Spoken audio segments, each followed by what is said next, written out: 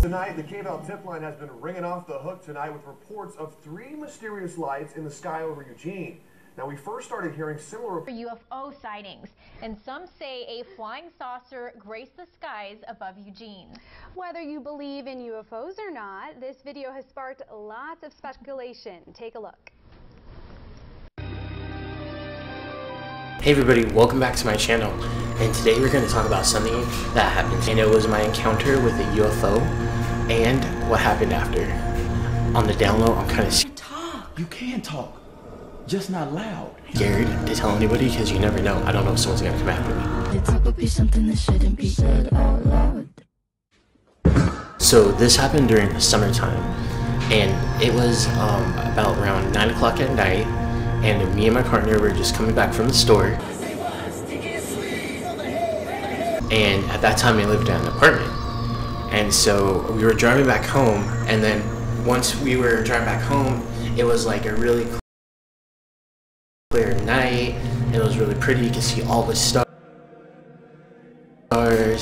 We pull into the parking lot, and before we were pulling in, I noticed in the sky I saw like this orange reddish kind of like, it almost looked like a fireball, but it was like an orb, and it was just like kind of floating in the middle of the sky. And I was like, do you see that?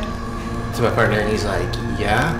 And so me being crazy, I like jumped out of the car, and I was like kind of like following it to see, you know, where it was going and what it was, because I didn't know if it was like a flare or I just couldn't. It's something I've never seen in my whole entire life. It was kind of freaky. So I go out of the car, jump out of the car, and then I started chasing it.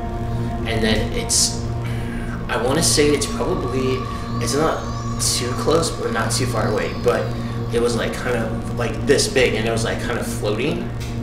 And I was like watching it, and it was like kind of going up and down like this, and then it stops.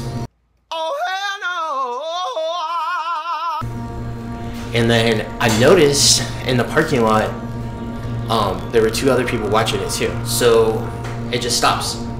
And I'm like, okay, this is weird. And then in my mind, I'm like, okay, this is not normal. I'm like, so it stops, and then it just shoots off so fast, it just like disappears. And I was like, just like kind of shocked, and like I kind of got goosebumps, and I was like, what in the world did I just see?